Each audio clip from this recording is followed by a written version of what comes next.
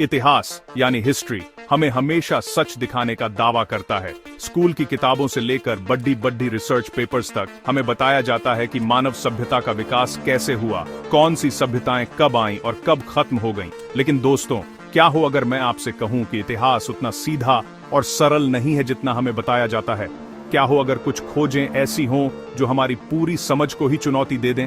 कुछ ऐसी खोजें जिन्होंने इतिहासकारों, वैज्ञानिकों और पुरातत्वविदों के बीच दशकों से चली आ रही सबसे बड़ी बहसें खड़ी कर दी।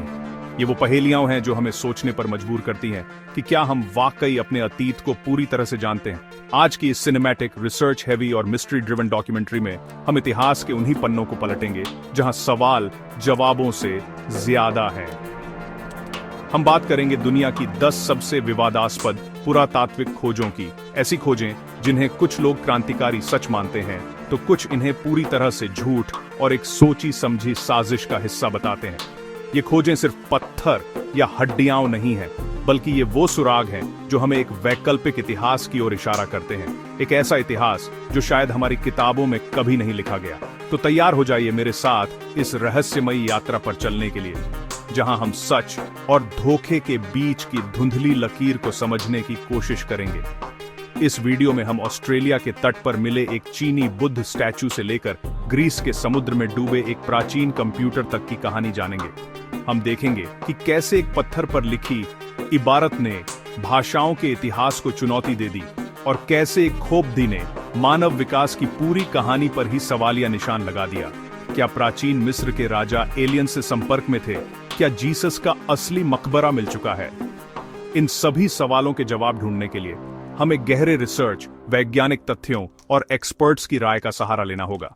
तो चलिए, बिना किसी देरी के शुरू करते हैं इतिहास की सबसे बड़ी पहेलियों में से एक का सफर। हमारी कहानी की शुरुआत होती है साल 2018 से ऑस्ट्रेलिया के एक बेहद खूबसूरत और सुनसान इलाके शार्क बे से। यहाँ के लोकल हिस्टोरियन लियोन डेस्चैम्प्स और उनकी पत्नी रेत पर टहलते हुए एक ऐसी चीज पर ठोकर खाते हैं जो वहां बिल्कुल नहीं होनी चाहिए थी। रेत में आधी दबी हुई कांसे की एक छोटी सी मूर्ति। जब उन्होंने उसे साफ किया तो वे हैरान रह गए। ये एक बेबी बुद्धा यानी शिशु बुद्ध की मूर्ति थी, जिसकी शैली साफ तौर पर चीन की मिंग डायनेस्टी से मेल खाती थी, जो 14वीं से 17वीं सदी के बीच चीन पर राज करती थी। यह खोज अपने आप में एक धमाका थी, क्योंकि आधिकारिक इतिहास के अनुसार ऑस्ट्रेलिया की खोज 1770 में ब्रिटिश कैप्टन जेम्स कुक ने की थी। इस खोज ने इतिहासकारों के बीच एक तूफान खड़ी दाहा कर दिया। सवाल यह था कि मिंग डायनेस्टी की एक मूर्ति ऑस्ट्रेलिया के इस सुनसान पश्चिमी तट पर कैसे पहुंची? क्या इसका मतलब यह है कि यूरोपीय लोगों से सदियों पहले चीनी खोजकर्ता ऑस्ट्रेलिया तक पहुंच चुके थे? इस थ्योरी को सपोर्ट करने वाले लोग एडमिरल जैंग हे के विशाल जहाजी बेड्डा यहाब्बे का हवाला देते हैं, जो 15वीं सदी की शुरुआत में दुनिया भर की यात्राओं पर निकला था।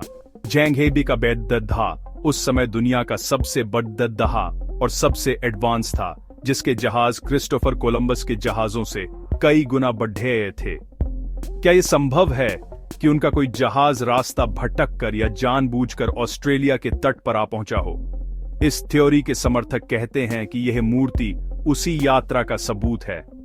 उनका मानना है कि शायद किसी चीनी नाविक ने इसे सौभाग्य के लिए अपने पास रखा होगा और किसी वजह से यह ऑस्ट्रेलिया के तट पर छूट गई। मूर्ति की मेटल एनालिसिस से पता चला कि यह वाकई उसी दौर के कांसे से बनी है। यह खोज ऑस्ट्रेलिया के इतिहास को फिर से लिखने की क्षमता रखती है, क्योंकि यह साबित कर सकती है कि यूरोपीय लोगों के आने से बहुत पहले ही ऑस्ट्रेलिया का संपर्क बाहरी दुनिया से हो चुका था। यह सिर्फ एक मूर्ति नहीं, बल्कि एक पूरी सभ्यता के अनकहे इतिहास का प्रतीक बन गई है, जो हमें यह सोचने पर मजबूर करती है कि हमारा अतीत कितना अलग हो सकता था। लेकिन दोस्तों, जैसा कि हर विवादास्पद खोज के साथ होता है, इसके विरोधी भी हैं। कई प्रमुख इतिहासकार और पुरातत्वविद इस थ्योरी को खारिज करते हैं।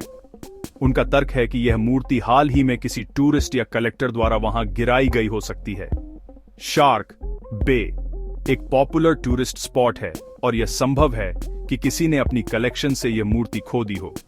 वे इस बात पर भी जोर देते हैं कि एक अकेली मूर्ति के आधार पर इतने बड़े ऐतिहासिक दावे करना वैज्ञानिक रूप से सही नहीं है। जब तक कोई और सबूत जैसे किसी जहाज का मलबा या चीनी बस्ती के अवशेष नहीं मिलते, तब तक इसे महज एक संयोग ही माना जाना चाहिए। आज भी ये बेबी बुद्धा स्टैचू एक पहेली बना हुआ है। ये एक तरफ तो हमें एक रोमांचक वैकल्पिक इतिहास की संभावना दिखाता है, वहीं दूसरी तरफ यह हमें याद दिलाता है कि पुरातात्विक सबूतों की व्याख्या कितनी जटिल हो सकती है। क्या यह मूर्ति सदियों पुराने एक राज का पर्दाफाश कर रही है, या यह सिर्फ एक आधुनिक समय का धोखा है? इसका जवाब आज भी शार्क बे की रेत में कहीं दफन है, और जब तक और सबूत सामने नहीं आते, तब तक यह इतिहास की सबसे दिलचस्प और विवादास्पद खोजों में से एक बनी रहेगी। अब हम चलते हैं प्राचीन मिस्र की रहस्यमयी दुनिया में, एक ऐसी सभ्यता जो अपने पिरामिड, मम्मी और फैरो के लिए जानी जाती है। लेकिन मिस्र के इतिहास में एक राजा ऐसा भी था जो सबसे अलग और विवादास्पद था, फैरो अखेनातेन। अखेनातेन ने मिस्र के हजारों साल पुराने बहुदेववादी धर्म को खत्म करके एक नए एकेश्वरवादी धर्म की स्थापना की, जिसमें केवल सूर्य देवता आतेन की पूजा होती थी। लेकिन जिस चीज ने अखेनातेन को सबसे ज्यादा रहस्यमयी बनाया, वह है उससे जुड़ी कला और कलाकृतियां।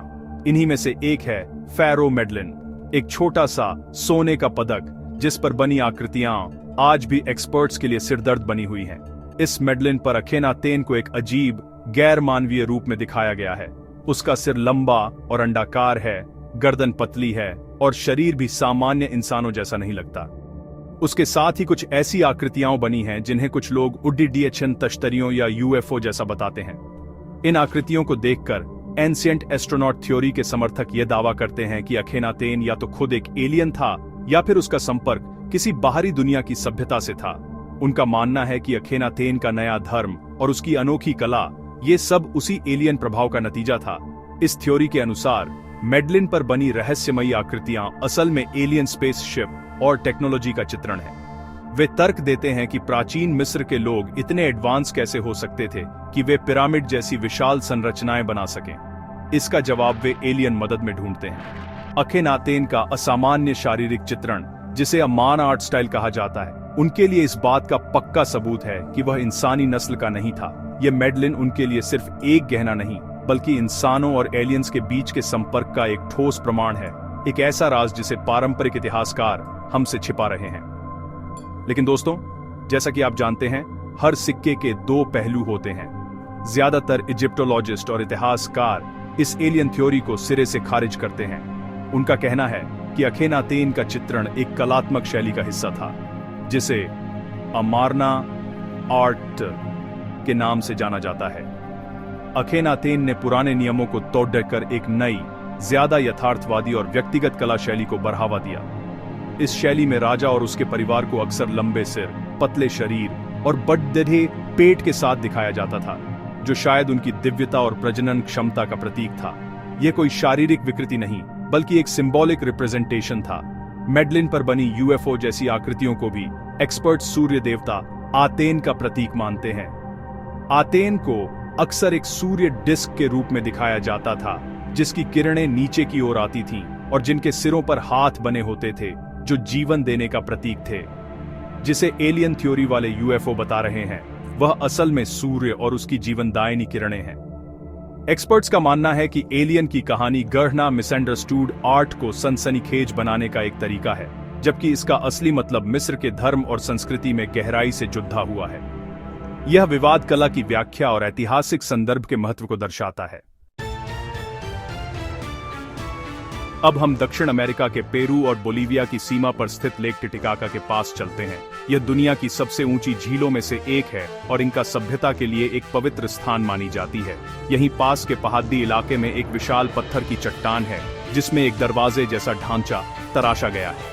इसे स्थानीय लोग अरम मुरु कहते हैं, लेकिन दुनिया इसे गेट ऑफ एद गॉड्स यानी देवताओं का द्वार के नाम से जानती है। ये कोई आम दरवाजा नहीं है, ये कहीं खुलता नहीं है।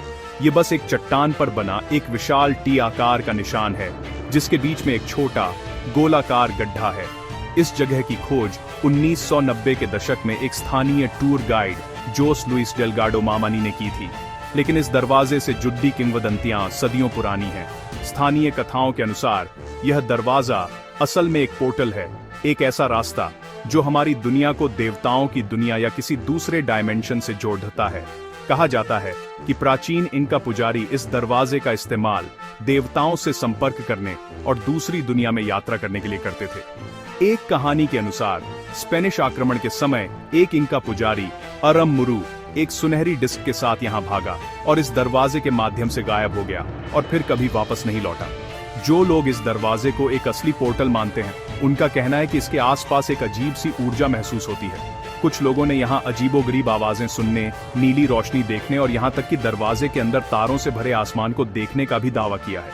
उनका मानना है कि दरवाजे के बीच का गोलाकार गड्ढा एक तरह की होल है, जिसमें उस सुनहरी डिस्क को लगाने से यह पोर्टल एक्टिवेट हो जाता है। ये थ्योरी विज्ञान से ज्यादा आध्यात्मिकता और रहस्यवाद पर आधारित है और यह उन लोगों को आकर्षित करती है जो मानते हैं कि प्राचीन सभ्यताओं के पास ऐसी टेक्नोलॉजी या ज्ञान था जो आज हमसे खो गया है। लेकिन दूसरी तरफ पुरातत्वविद और जियोलॉजिस्ट इसकी एक बहुत ही सीधी सादी व्याख्या करते हैं। उनका मानना है कि अरममुरु एक अधूरा इंका प्रोजेक्ट है। ये शायद एक मकबरा या मंदिर बनाने की शुरुआत थी, जिसे किसी कारण से बीच में ही छोड़ दिया गया। इनका सभ्यता पत्थर तराशने की अपनी कला के लिए जानी जाती थी और इस तरह के अधूरे निर्माण स्थल उनके साम्राज्य में कई जगहों पर पाए गए हैं। चट्टान का टी आकार का ढांचा और गड्ढा, ये सब पत्थर काटने की प्रक्रिया का हिस्सा हो सकते हैं। उनके लिए ये कोई रहस्यमयी पोर्टल नहीं, बल्कि इतिहास का एक अधूरा पन्ना है। आज भी गेट ऑफ द गॉड्स दुनिया भर के रहस्य प्रेमियों और आध्यात्मिक यात्रियों के लिए एक प्रमुख आकर्षण का केंद्र है। क्या यह वाकई एक इंटरडायमेंशनल गेटवे है, जैसा कि किंवदंतियां कहती हैं, या यह सिर्फ एक प्राचीन निर्माण परियोजना है जिसे आधुनिक कल्पना ने एक रहस्यमयी कहानी में बदल दिया है? विज्ञान और किंवदंतियों के इस टकराव में अरममुरु हमें यह सोचने पर मजबूर करता है कि हम अपनी दुनिया और उसके रहस्यों को कितना कम समझते हैं। सच चाहे जो भी हो, यह जगह प्राचीन मान्यताओं और आधुनिक जिज्ञासा के बीच एक पुल का काम करती है। अब हम चलते हैं दुनिया के सबसे पवित्र और विवादित शहरों में से एक, यरूशलेम। यहां 1980 में एक कंस्ट्रक्शन साइट पर काम कर रहे मजदूरों को एक प्राचीन मकबरा मिला। जब पुरातत्वविदों ने इसकी जांच की तो उन्हें अंदर 10 पत्थर के बक्से मिले, जिन्हें ओस्यूअरी कहा जाता है। प्राचीन यहूदी परंपरा के अनुसार मरने के बाद शरीर को कुछ समय के लिए छोड़ दिया जाता था और बाद में उसकी हड्डियों को इन बक्सों में रखकर दफना दिया जाता था। लेकिन इस मकबरे को जिसने विवादास्पद बनाया, वो था इन बक्सों पर लिखे नाम। इन पर कुछ ऐसे नाम लिखे थे जो सीधे तौर पर जीसस क्राइस्ट और उनके परिवार से जुड़े हुए लगते थे। इन बक्सों पर जो नाम मिले वो थे Jesus son of Joseph, Maria जो मैरी का एक रूप है, योसे जीसस के भाई का एक नाम, मैथ्यू, और सबसे चौंकाने वाला नाम मरियम ने मारा, जिसे कुछ स्कॉलर्स मैरी मैगडलीन का असली नाम मानते हैं। एक और बक्से पर लिखा था जुडास सन ऑफ जीसस। इन नामों के एक साथ एक ही मकबरे में मिलने की संभावना ने दुनिया भर में टहलका मचा दिया। क्या यह संभव है कि यह जीसस और उनके परिवार का असली मकबरा हो? इस थ्योरी को मानने वालों का कहना है कि यह खोज ईसाई धर्म की नींव को हिला सकती है। अगर यह मकबरा वाकई जीसस का है तो इसका मतलब होगा कि जीसस की मृत्यु के बाद उनका पुनरुत्थान नहीं हुआ था, जैसा कि बाइबल में बताया गया है। उनके शरीर की हड्डियां यहीं दफन हैं। इसका यह भी मतलब होगा कि जीसस की शादी मैरी मैगडलीन से हुई थी और उनका एक बेटा भी था जिसका नाम जुडास था। फिल्म मेकर जेम्स कैमरून और डायरेक्टर सिमचा जैकोबोविसी ने 2007 में the lost tomb of Jesus नाम की एक डॉक्यूमेंट्री बनाई, जिसने इस थ्योरी को दुनिया भर में पॉपुलर कर दिया। उन्होंने स्टैटिस्टिकल एनालिसिस का हवाला देते हुए दावा किया कि इन सभी नामों का एक साथ मिलना महज एक संयोग नहीं हो सकता। लेकिन ईसाई धर्मगुरुओं, ज्यादातर पुरातत्वविदों और इतिहासकारों ने इस दावे को पूरी तरह से खारिज कर दिया। उनका पहला और सबसे मजबूत तर्क यह है कि ये सभी नाम उस समय यरूशलेम में बहुत आम थे। जीसस, मैरी, जोसेफ, ये उस दौर के सबसे कॉमन नामों में से थे। सिर्फ नामों के आधार पर यह निष्कर्ष निकालना कि यह जीसस क्राइस्ट का ही परिवार है, वैज्ञानिक रूप से गलत है। उन्होंने इस बात पर भी सवाल उठाया कि मरियम ने को मैरी मैगडलीन क्यों माना जा रहा है, जबकि इसका कोई ठोस सबूत नहीं है। और जुडास सन ऑफ जीसस वाली लिखावट भी बहुत अस्पष्ट और पढ़ने में मुश्किल है। ये मकबरा, जिसे तालपियो टॉम्ब के नाम से जाना जाता है, आज भी एक गहन बहस का विषय है। एक तरफ ये विश्वास और विज्ञान के बीच के सबसे बड़े टकरावों में से एक है, तो दूसरी तरफ ये सबूतों की व्याख्या के खतरे को भी उजागर करता है। क्या यह ईसाई धर्म के इतिहास की सबसे बड़ी खोज है, या यह सिर्फ आम नामों का एक संयोग है जिसे सनसनीखेज बनाया जा रहा है? इस मकबरे ने हमें यह दिखाया है कि कैसे पुरातत्व की एक खोज आस्था और इतिहास की सदियों पुरानी धारणाओं को चुनौती दे सकती है। इसका सच चाहे जो भी हो, यह विवाद आने वाले कई सालों तक जारी रहेगा। साल 1901। ग्रीस के एंटिकिथेरा द्वीप के पास कुछ गोताखोर स्पंज की तलाश में समुद्र में उतरते हैं। तभी उन्हें एक प्राचीन रोमन जहाज का मलबा मिलता है। इस मलबे से कई मूर्तियां और कलाकृतियां निकाली गईं, लेकिन उनके साथ एक अजीब सी जंग लगी कांसे की चीज भी मिली। शुरुआत में किसी ने इस पर ध्यान नहीं दिया, इसे बस पत्थर का एक टुकड़ा समझा गया। लेकिन दशकों बाद जब वैज्ञानिकों ने एक्सरे और आधुनिक स्कैनिंग टेक्नोलॉजी का इस्तेमाल करके इसकी जांच की, तो उनके होश उड़ गए। इस पत्थर जैसे टुकड़े के अंदर 30 से भी ज्यादा कांसे के गियर्स और डायल्स का एक जटिल सिस्टम छिपा हुआ था। यह था एंटिकिथेरा मैकेनिज्म। यह मशीन लगभग 2000 साल पुरानी थी, जो इसे और भी ज्यादा अविश्वसनीय बनाती है। यह दुनिया का पहला जात एनालॉग कंप्यूटर माना जाता है। इसकी जटिलता ऐसी थी जैसी टेक्नोलॉजी यूरोप में अगले 1000 सालों तक दोबारा नहीं देखी गई। यह मैकेनिज्म सूर्य, चांद और उस समय जात 5 ग्रहों मरकरी, वीनस, मार्स, जुपिटर और सैटर्न की गति को ट्रैक करने के लिए बनाया गया था। यह ग्रहण की भविष्यवाणी कर सकता था और ओलंपिक गेम्स जैसे महत्वपूर्ण आयोजनों के 4 साल के साइकिल को भी ट्रैक कर सकता था। यह एक तरह का एस्ट्रोनॉमिकल कैलकुलेटर था, जिसकी सटीकता आज के वैज्ञानिकों को भी हैरान कर देती है। इस खोज ने प्राचीन ग्रीक लोगों के बारे में हमारी समझ को पूरी तरह से बदल दिया। हम उन्हें महान दार्शनिकों, कलाकारों और गणितज्ञों के रूप में जानते थे, लेकिन हम यह नहीं जानते थे कि वे इतनी जटिल मैकेनिकल इंजीनियरिंग में भी माहिर थे। यह मैकेनिज्म इस बात का सबूत है कि उनकी तकनीकी क्षमता हमारी सोच से कहीं ज्यादा आगे थी। सवाल यह उठता है कि अगर वे 2000 साल पहले ऐसा डिवाइस बना सकते थे, तो उनका यह ज्ञान कहां गायब हो गया? रोमन साम्राज्य के पतन के साथ ही क्या यह टेक्नोलॉजी भी हमेशा के लिए खो गई? इस मैकेनिज्म को लेकर सबसे बड़ा विवाद इसकी उत्पत्ति और इसके निर्माता को लेकर है। ये इतना एडवांस है कि कुछ लोग मानते हैं कि इसे बनाने में किसी बाहरी मदद, शायद एलियन टेक्नोलॉजी का हाथ था। वे तर्क देते हैं कि मानव सभ्यता के लिए इतनी जल्दी इतनी बड़ी तकनीकी छलांग लगाना संभव नहीं है। हालांकि इस थ्योरी का कोई ठोस सबूत नहीं है और ज्यादातर वैज्ञानिक इसे खारिज करते हैं। वे मानते हैं कि यह प्राचीन ग्रीक प्रतिभा का ही एक बेहतरीन नमूना है, जिसके बारे में हमें अब तक पता नहीं था। आर्किमिडीज जैसे महान आविष्कारकों के समय में ऐसी मशीन का बनना असंभव नहीं लगता। एंटिकिथेरा मैकेनिज्म हमें याद दिलाता है कि इतिहास एक सीधी रेखा में आगे नहीं बढ़ता। ज्ञान और टेक्नोलॉजी का विकास होता है, लेकिन यह खो भी सकता है। यह खोज एक आउट ऑफ प्लेस आर्टिफैक्ट का सबसे बड़ा उदाहरण है, एक ऐसी चीज जो अपने समय के हिसाब से बहुत ज्यादा एडवांस लगती है। यह हमें यह सोचने पर मजबूर करता है कि प्राचीन सभ्यताओं के और कितने राज समुद्र की गहराइयों में या धरती के नीचे दबे हुए हैं, जो हमारे अतीत की कहानी को एक नया मोड़ दे सकते हैं। यह सिर्फ एक मशीन नहीं, बल्कि इंसानी सरलता और खोए हुए ज्ञान का एक शक्तिशाली प्रतीक है। अब हम चलते हैं सेंट्रल अमेरिका, माया सभ्यता की रहस्यमयी दुनिया में। माया सभ्यता अपनी उन्नत गणित, एस्ट्रोनॉमी और विशाल पिरामिडों के लिए जानी जाती है। हम सब ने 2012 में दुनिया खत्म होने की भविष्यवाणी वाले माया कैलेंडर के बारे में सुना है, जो कि एक गलतफहमी साबित हुई। लेकिन माया सभ्यता के पास एक और कैलेंडर था, जो उससे भी ज्यादा रहस्यमयी और विवादास्पद है। यह है 819 दिनों का कैलेंडर। दशकों तक पुरातत्वविद और इतिहासकार इस कैलेंडर के उद्देश्य को समझ नहीं पाए। 819 दिन का साइकिल किसी भी ज्ञात खगोलीय घटना से मेल नहीं खाता था और यह एक बड़ी पहेली बना हुआ था। हाल ही में वैज्ञानिकों ने एक नई खोज की है जिसने इस पहेली को सुलझाने का दावा किया है।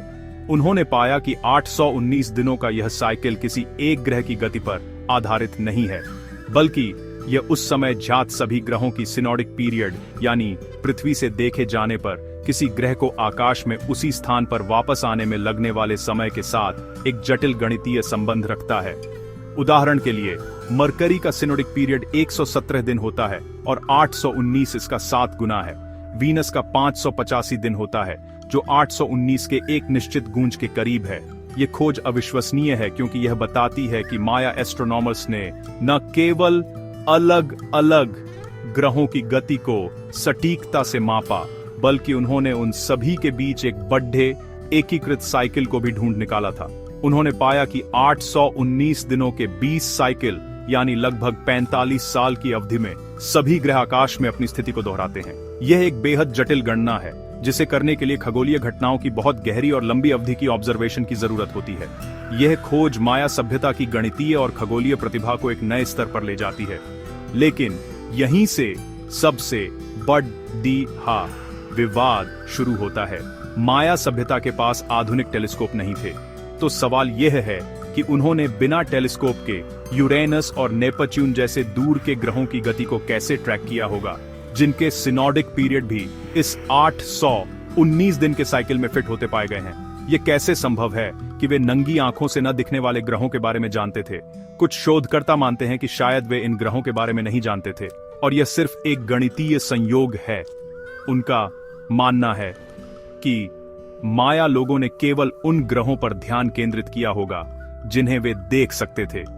दूसरी ओर, कुछ लोग यह अनुमान लगाते हैं कि माया सभ्यता के पास कोई ऐसी तकनीक या ज्ञान था जो आज हमसे खो गया है। क्या उनके पास किसी तरह का प्राचीन ऑप्टिकल उपकरण था, या क्या उनका ज्ञान किसी और स्रोत, शायद किसी बाहरी सभ्यता से आया था? यह सवाल हमें फिर से एंशिएंट एस्ट्रोनॉट थ्योरी की ओर ले जाता है। 819 दिन का कैलेंडर इस बात का एक और उदाहरण है कि कैसे प्राचीन खोजें हमें स्थापित वैज्ञानिक धारणाओं पर सवाल उठाने के लिए मजबूर करती हैं। यह हमें दिखाता है कि प्राचीन लोग ब्रह्मांड को शायद हमसे कहीं बेहतर तरीके से समझते थे और उनके रहस्य अभी भी सुलझने बाकी हैं। घोड़ा, एक ऐसा जानवर जिसने मानव इतिहास की दिशा बदल दी। परिवहन से लेकर युद्ध तक घोड़ों ने सभ्यताओं को बनाने और मिटाने में एक महत्वपूर्ण भूमिका निभाई है। दशकों तक यह माना जाता था कि घोड़ों को सबसे पहले पालतू बनाने का काम लगभग 4000 साल पहले यूरोप और एशिया के मैदानी इलाकों में शुरू हुआ। लेकिन कजाकिस्तान के बोताई कल्चर से मिली एक खोज ने इस पूरी कहानी पर ही सवालिया निशान लगा दिया। उत्तरी कजाकिस्तान में स्थित बोताई साइट्स पर पुरातत्वविदों को जो मिला, उसने घोड़ों के पालतूकरण के इतिहास को हमेशा के लिए बदल दिया। यहाँ हुई खुदाई में वैज्ञानिकों को 5500 साल पुराने घोड़ों के जीवाश्म मिले। लेकिन यह सिर्फ हड्डियां नहीं थीं। इन घोड़ों के दांतों पर ऐसे निशान मिले जो साफ तौर पर बिटवियर को दर्शाते थे। बिट घोड़े के मुंह में लगाई जाने वाली धातु या चमड़े की वह चीज होती है जिससे लगाम को जोड़ा जाता है और घोड़े को नियंत्रित किया जाता है। दांतों पर ऐसे निशान तभी बन सकते हैं जब घोड़े को नियमित रूप से सवारी या काम के लिए इस्तेमाल किया गया हो। ये इस बात का सीधा सबूत था कि बोताई कल्चर के लोग घोड़ों को पालतू बना चुके थे। इतना ही नहीं, वहां मिले मिट्टी के बर्तनों के टुकड़ों के विश्लेषण से एक और चौंकाने वाली बात सामने आई। इन बर्तनों में गुड्डिकुद्दीस के एन ताओ द अर्डेट्सेनो ऑफ द डैन ऑफ द बायन एन डेंग। इसका मतलब है कि बोताई लोग न केवल गुड्डिच खुद्दों की सवारी करते थे, बल्कि वे उनका दूध भी पीते थे, ठीक वैसे ही जैसे आज भी कजाकिस्तान और मंगोलिया के लोग कुमीस नामक पेय बनाने के लिए करते हैं। यह खोज इस बात का पुख्ता सबूत थी कि घोड़ों का पालतूकरण हमारी सोच से कम 1500 साल पहले और एक अलग जगह पर शुरू हुआ था। इसने घोड़ों के इतिहास के केंद्र को यूरोप से हटाकर सेंट्रल एशिया में स्थापित कर दिया। लेकिन दोस्तों, ये खोज भी विवादों से अछूती नहीं रही। शुरुआत में कई वैज्ञानिकों ने इस पर संदेह जताया। उन्होंने तर्क दिया कि दांतों पर मिले निशान किसी और वजह से भी हो सकते हैं और दूध के अवशेषों को लेकर भी सवाल उठाए गए। कुछ लोगों का मानना था कि बोताई लोग शायद जंगली घुड़दंडों का शिकार करते थे और उन्हें पालतू नहीं बनाया था। ये बहस कई सालों तक चलती रही, जिसमें दोनों पक्षों के वैज्ञानिक अपने अपने तर्क और सबूत पेश करते रहे। विवाद का मुख्य बिंदु यह था कि क्या ये सबूत घुड़दंडों के पूर्ण पालतूकरण को साबित करने के लिए काफी है।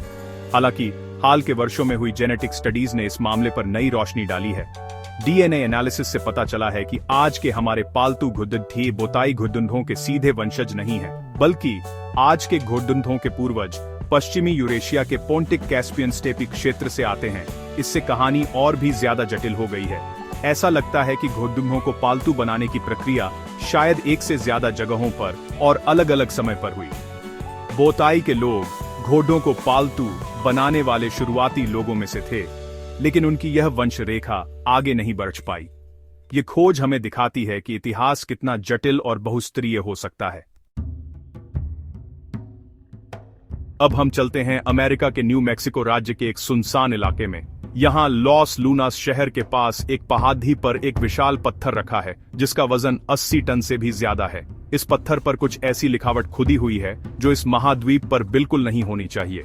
इस लिखावट की भाषा प्राचीन इब्रानी है और इसमें जो लिखा है वह है 10 कमांडमेंट्स या डेकालॉग, जो यहूदी और ईसाई धर्म के 10 प्रमुख आदेश हैं।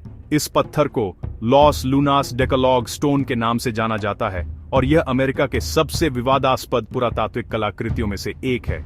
इस पत्थर की खोज का दावा सबसे पहले 1933 में पुरातत्वविद फ्रैंक हिबेन ने किया था। हालांकि स्थानीय लोग इसके बारे में पहले से जानते थे। अगर यह पत्थर असली है तो इसका मतलब यह होगा कि क्रिस्टोफर कोलंबस के आने से हजारों साल पहले प्राचीन इब्रानी बोलने वाले लोग अटलांटिक महासागर को पार करके अमेरिका पहुंचे थे। यह अमेरिकी महाद्वीपों के इतिहास की पूरी कहानी को बदल देगा। ये इस विचार को चुनौती देगा कि यूरोपीय संपर्क से पहले अमेरिका बाकी दुनिया से पूरी तरह कटा हुआ था। इस थ्योरी के समर्थक पत्थर की लिखावट की शैली की ओर इशारा करते हैं, जो उनके अनुसार पहली सहस्राब्दी ईसा पूर्व की पैलियो हिब्रू लिपि से मेल खाती है। वे पत्थर के पुरानेपन और उस पर जमी काई को भी इसके प्राचीन होने का सबूत मानते हैं। कुछ लोगों का यह भी मानना है कि यह इजराइल की खोई हुई 10 जनजातियों में से किसी एक समूह द्वारा बनाया गया था, जो 722 ईसा पूर्व में असीरियन साम्राज्य द्वारा निर्वासित किए जाने के बाद दुनिया भर में फैल गए थे। उनके लिए यह पत्थर अमेरिका और प्राचीन इजराइल के बीच एक अविश्वसनीय संबंध का प्रमाण है। लेकिन दोस्तों, वैज्ञानिकों और इतिहासकारों का बड़ा बहुमत इस पत्थर को एक धोखा, एक आधुनिक जालसाजी मानता है। उनका सबसे बड़ा तर्क यह है कि इस लिखावट में कई व्याकरण और वर्तनी की गलतियां हैं, जो ऐसी गलतियां हैं जो कोई मूल इब्रानी बोलने वाला नहीं करेगा। उदाहरण के लिए, इसमें कुछ ग्रीक अक्षरों का भी इस्तेमाल किया गया है जो पैलियो हिब्रू के साथ मेल नहीं खाते। ये ऐसा है जैसे कोई आज का व्यक्ति पुरानी भाषा की नकल करने की कोशिश कर रहा हो और डे भी कुछ गलतियां कर दे। इसके अलावा इस पत्थर की खोज का कोई ठोस पुरातात्विक संदर्भ नहीं है। इसके आसपास कोई और प्राचीन इब्रानी कलाकृति, बस्ती या कब्र नहीं मिली है। फ्रैंक हिबेन, जिन्होंने इसे दुनिया के सामने पेश किया, उनकी प्रतिष्ठा भी विवादित रही है और उन पर पहले भी डेटा में हेरफेर करने के आरोप लगे हैं। आलोचकों का मानना है कि यह पत्थर शायद 19वीं या 20वीं सदी में किसी ने तराशा था, शायद मॉर्मन समुदाय के लोगों ने, जिनकी धार्मिक मान्यताओं में प्राचीन इजरायलियों के अमेरिका आने का जिक्र है। यह पत्थर आज भी एक पहेली है जो प्रामाणिकता और धोखे के बीच की लड़ाई का प्रतीक है। जॉर्जिया, एक देश जो यूरोप और एशिया के चौराहे पर बसा है।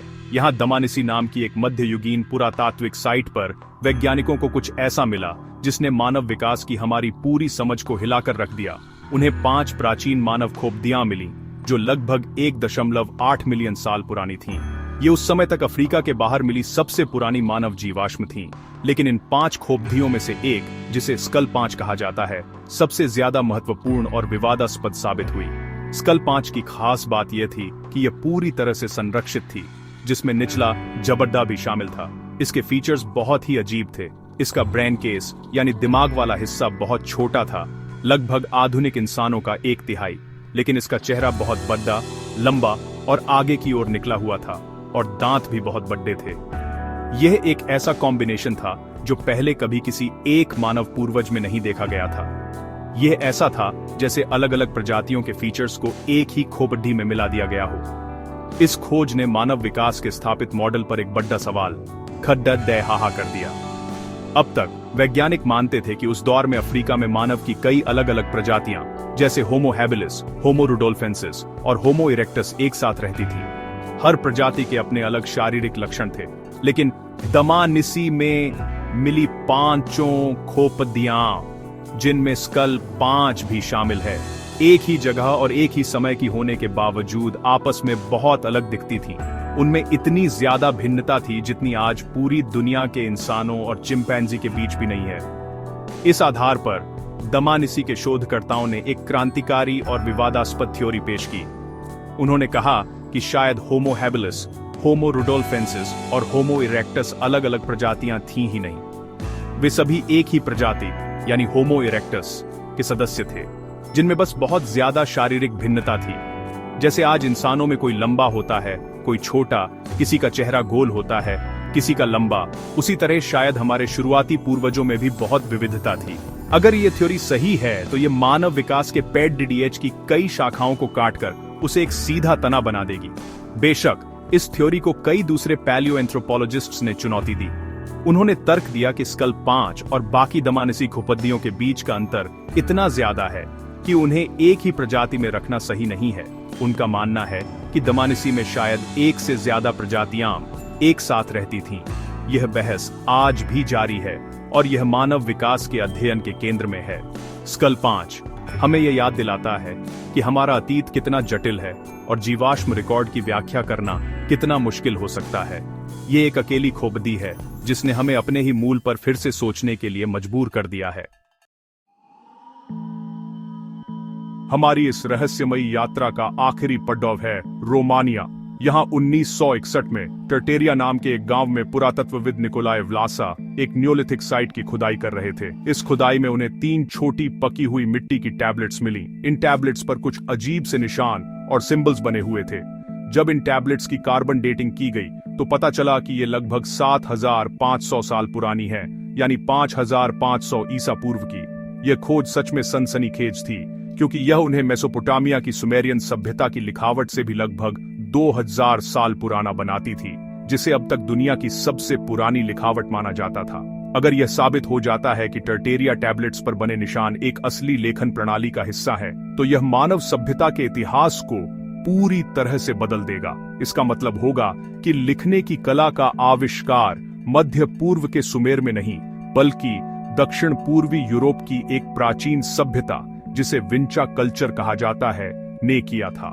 यह यूरोपीय इतिहास और भाषा विज्ञान के लिए एक बहुत बड़ी खोज होगी। यह इस धारणा को चुनौती देगा कि सभ्यता की सभी बड़ी खोजें, जैसे खेती, शहर और लिखावट, मध्य पूर्व में ही हुई। इस थ्योरी के समर्थक इन टैबलेट्स पर बने सिंबल्स की तुलना विंचा कल्चर की दूसरी कलाकृतियों पर मिले निशानों से करते हैं। उनका मानना है कि ये निशान रैंडम नहीं है, बल्कि एक विकसित सिंबॉलिक सिस्टम का हिस्सा है। वे तर्क देते हैं कि ये पिक्टोग्राम यानी चित्राक्षर हो सकते हैं, जो किसी वस्तु या विचार को दर्शाते हैं। उनके लिए ये टैबलेट्स एक खोई हुई यूरोपीय सभ्यता के बौद्धिक विकास का प्रमाण है, जो अपने समय से बहुत आगे थी। लेकिन दोस्तों, यहाँ भी विवाद बहुत गहरा है। ज्यादातर मुख्यधारा के पुरातत्वविद और भाषाविद इस बात से सहमत नहीं है कि ये निशान एक सच्ची लेखन प्रणाली है। उनका मानना है कि ये सिर्फ धार्मिक या सजावटी प्रतीक हो सकते हैं, जिनका कोई भाषाई अर्थ नहीं है। वे तर्क देते हैं कि एक सच्ची लेखन प्रणाली को बोली जाने वाली भाषा का प्रतिनिधित्व करना चाहिए, और टर्टेरिया टैबलेट्स के मामले में ऐसा कोई सबूत नहीं है। इन सिंबल्स की संख्या बहुत कम है और ये बहुत ज्यादा दोहराए नहीं जाते, जो एक विकसित लेखन प्रणाली के लक्षण नहीं है। एक और बड़ा विवाद इन टैबलेट्स की डेटिंग को लेकर है। जब ये टैबलेट्स मिली थीं, तो उन्हें सही तरीके से संरक्षित नहीं किया गया था। उन्हें सुखाने के लिए एक ओवन में पकाया गया, जिससे उनकी मूल कार्बन डेटिंग की सटीकता पर सवाल उठ गए। आलोचकों का कहना है कि हो सकता है ये टैबलेट्स उतनी पुरानी न हो जितनी बताई जाती है। आज तक टर्टेरिया टैबलेट्स एक अनसुलझी पहेली बनी हुई हैं। क्या ये दुनिया की सबसे पुरानी लिखावट का सबूत है, या ये सिर्फ प्राचीन कला के कुछ प्रतीक हैं? यह सवाल हमें लेखन की उत्पत्ति और मानव संचार के विकास के बारे में गहराई से सोचने पर मजबूर करता है। तो दोस्तों, ये थी दुनिया की कुछ सबसे विवादास्पद पुरातात्विक खोजें। ऑस्ट्रेलिया के तट पर मिले बेबी बुद्धा से लेकर रोमानिया की रहस्यमयी टैबलेट्स तक, हर खोज अपने साथ एक कहानी और ढेरों सवाल लेकर आती है। ये कलाकृतियां हमें यह याद दिलाती हैं कि इतिहास कोई बंद किताब नहीं है, बल्कि एक लगातार चलने वाली बहस है, जहां हर नई खोज पुरानी धारणाओं को चुनौती दे सकती है। ये हमें दिखाती हैं कि सच और धोखे, तथ्य और कल्पना के बीच की लकीर कितनी धुंधली हो सकती है। क्या प्राचीन ग्रीक लोगों के पास कंप्यूटर था? क्या जीसस का परिवार यरूशलेम में दफन है? इन सवालों के जवाब शायद हमें कभी निश्चित रूप से न मिले। एक्सपर्ट्स अब तक इन सभी डिस्कवरीज को लेकर एकमत नहीं हो पाए हैं और यह बहस शायद आने वाले कई सालों तक चलती रहेगी। लेकिन यही तो विज्ञान और इतिहास की खूबसूरती है। यह हमें सवाल पूछने, सबूतों को तौलने और अलग अलग दृष्टिकोणों को समझने के लिए प्रेरित करता है। उम्मीद है कि भविष्य में नई टेक्नोलॉजी और रिसर्च हमें इन रहस्यों की गुत्थी सुलझाने में मदद करेगी। शायद एक दिन हमें पता चल जाएगा कि डेकोलॉग स्टोन असली है या नकली, या फिर गेट ऑफ द गॉड्स के पीछे का सच क्या है। तब तक ये पहेलियां हमारी कल्पना को चुनौती देती रहेंगी। आपको इनमें से कौन सी आर्कियोलॉजिकल डिस्कवरी सबसे ज्यादा रहस्यमयी और दिलचस्प लगी? क्या आपको लगता है कि एंटीकिथेरा मैकेनिज्म एलियन टेक्नोलॉजी थी, या आप मानते हैं कि टर्टेरिया टैबलेट्स दुनिया की पहली लिखावट है? अपनी राय नीचे कमेंट सेक्शन में हमारे साथ जरूर शेयर करें। अगर आपको इतिहास और रहस्य से भरी यह यात्रा पसंद आई हो तो इस वीडियो को लाइक करें और अपने दोस्तों के साथ शेयर करें। और ऐसे ही रिसर्च हैवी और सिनेमैटिक वीडियोस के लिए हमारे चैनल नटी फैक्ट्स को सब्सक्राइब करना न भूलें। मिलते हैं अगले वीडियो में एक और अनसुलझे रहस्य के साथ। तब तक के लिए नमस्कार।